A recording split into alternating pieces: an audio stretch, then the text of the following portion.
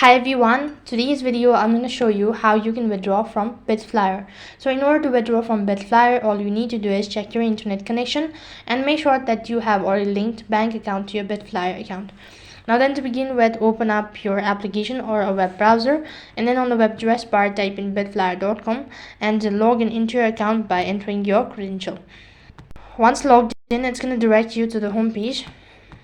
So while you're on the home page, you'll need to go ahead and select the menu tab located in the top left hand side, and right in between you can also see an option as account funding. So basically, to trade on Bitflyer, you'll have to make sure that you've already verified your identity. And until if you don't verify your account, you won't be able to withdraw or make any transaction on Bitflyer.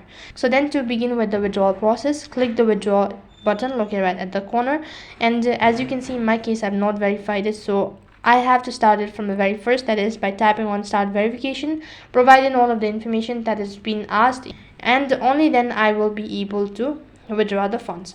So after you're done verifying your account, provide in the wallet address where you actually want to withdraw, and after that enter in the amount of asset that you wish to withdraw. Also, you need to select the specific asset that you wish to withdraw and then click the confirm button.